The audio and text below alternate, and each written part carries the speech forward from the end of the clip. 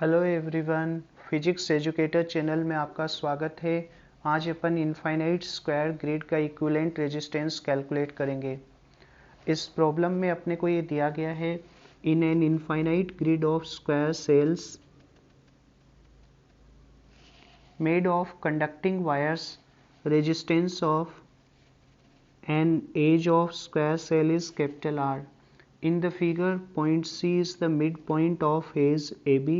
Find the resistance of the entire grid as measured between the terminal pairs A and B and A and C.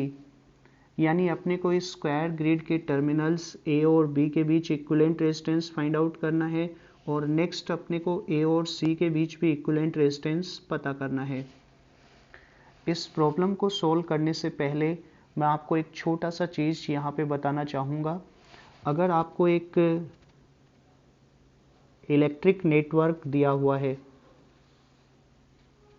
मैं network को एक black box से represent कर देता हूँ। इसके दो टर्मिनल्स हैं, एक टर्मिनल मान लीजिए ए है और दूसरा टर्मिनल मान लेते हैं बी है। तो इसको मैं बोल देता हूँ टर्मिनल ए और इसको टर्मिनल बी। अपने को ए और बी के बीच इस नेटवर्क का इक्विवेलेंट रेजिस्टेंस कैलकुलेट करना है। तो उस केस में अपन नेटवर्क के अंदर ए से करंट आई सप्लाई करेंगे और बी से आई करंट निकाल लेंगे। जब अपन करंट सप्लाई कर रहे हैं तो अपन ये देखेंगे ए और बी के बीच कितना पोटेंशियल डिफरेंस क्रिएट हुआ, VAB। उस VAB को अगर मैं I से डिवाइड कर दूं तो मेरे को A और B के बीच सर्किट का इक्विवेलेंट रेजिस्टेंस मिल जाएगा। इसके अलावा अपन प्रिंसिपल ऑफ सुपरपोजिशन भी यूज करेंगे इस प्रॉब्लम में।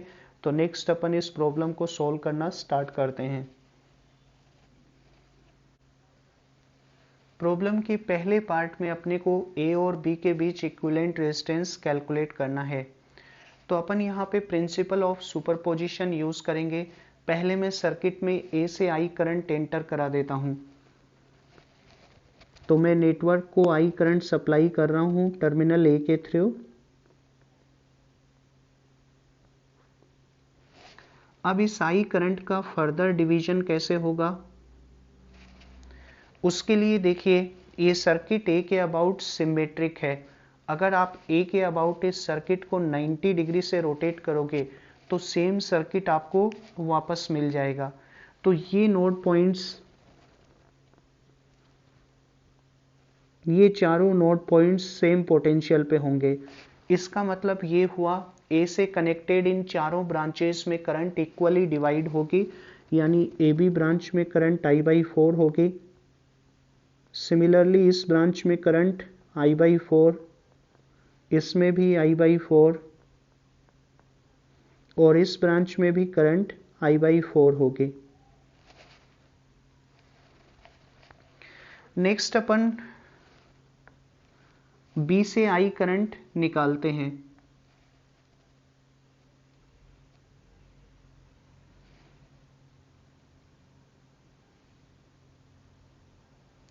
मैं B से I करंट एग्जिट करा रहा हूं। जब B से I करंट एग्जिट कराएंगे तो फिर से अपन ये देखेंगे इनफाइनाइट ग्रिड है तो ये B के अबाउट सिमेट्रिक होगा और यहाँ पे फिर से सर्किट को अगर 90 डिग्री से रोटेट करोगे तो सेम सर्किट आपको वापस मिलेगा। इसका मतलब ये जो नोड पॉइंट्स हैं, ये नोड पॉइंट्स सेम पोटेंशियल पे होंगे। इसका मतलब है चारों ब्रांचेज से B की ओर ट्रेवल करने वाली करंट सेम रहेगी। A से B की ओर I/4 करंट आ रही है, इधर भी इस ब्रांच में B की ओर I/4 करंट आएगी, इस ब्रांच में भी I/4 करंट B की ओर फ्लो कर रही है और इसमें भी करंट I/4 होगी। अब अपन इन दोनों सर्किट्स को सुपरपोज करा देते हैं। इन दोनों सर्किट्स को मैं सुपरपोज करा देता हूं। तो सुपरपोज कराने से अपने को जो सर्किट मिलेगा उसको मैं नीचे ड्रॉ कर रहा हूं।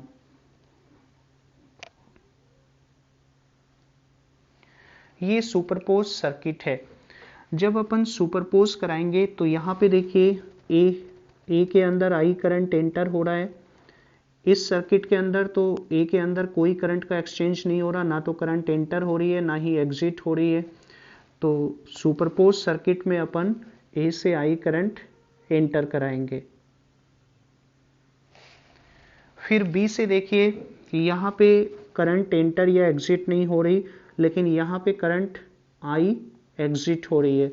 तो सुपरपोज सर्किट में अपन बी से आई करंट एग्जिट करा देते हैं। ब्रांच ए बी देखिए, यहाँ पे ब्रांच ए बी में ए से बी की ओर I/4 करंट जा रही है और यहाँ भी ए से बी की ओर करंट I/4 जा रही है। तो सुपरपोज सर्किट में टोटल करंट हो जाएगी I/4 प्लस I/4 यानी I/2। तो अपन ए बी ब्रांच के अंदर करंट फ्लो करा देते हैं I/2। ए बी ब्रांच का रेजिस्टेंस कैपिटल R के बराबर है। तो अब अपन टर्मिनल ए और बी के बीच कितना पोटेंशियल डिफरेंस है वो लिख सकते हैं। ब्रांच ए बी का रेजिस्टेंस R है और इससे I/2 करंट फ्लो हो रही है, तो इस पे ड्रॉप होगा I/2 इंटू R और रेजिस्टेंस ए बी आ जाएगा, आर ए बी आ जाएगा VAB अपॉन I, यानी टर्मिनल ए और बी के बीच सर्किट का इक्विवेलेंट रेजिस्टेंस R/2 होगा। RAB is equal to R/2। तो ये पहले पार्ट का आंसर हो जाएगा। अब अपन सेकंड पार्ट को सॉल्व करते हैं। सेकंड पार्ट में अपने को टर्मिनल ए और सी के बीच इक्विवेलेंट रेजिस्टेंस पता करना है, जहां पे सी ए और बी का मिड पॉइंट है। तो यहां भी अपन प्रिंसिपल ऑफ सुपरपोजिशन यूज करेंगे। पहले अपन टर्मिनल ए से आई करंट एंटर करा देते हैं। मैं ए से आई करंट एंटर करा रहा हूं और जैसा कि सर्किट ए के अबाउट सिमेट्रिक है, ये आई करंट इन चारों ब्रांचेस में इक्वली डिवाइड होगी। यहाँ पे करंट फ्लो करेगी I/4, इस ब्रांच में भी करंट जाएगी I/4, इस ब्रांच में भी करंट होगी I/4 और इस ब्रांच में भी करंट रहेगी I/4। नेक्स्ट अपन सी से करंट एग्जिट कराते हैं।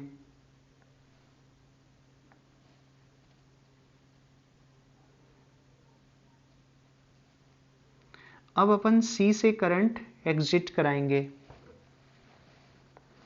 तो मैं सी से आई करंट निकाल लेता हूं।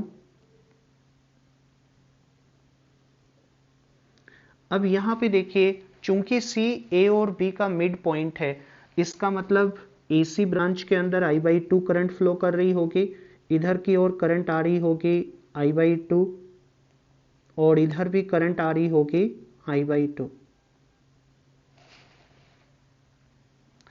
अब इन दोनों सर्किट्स को अपन सुपरपोज करा देते हैं। सुपरपोज कराने के बाद अपने को जो सर्किट मिलेगा उसको मैं नीचे ड्रॉ कर रहा हूं।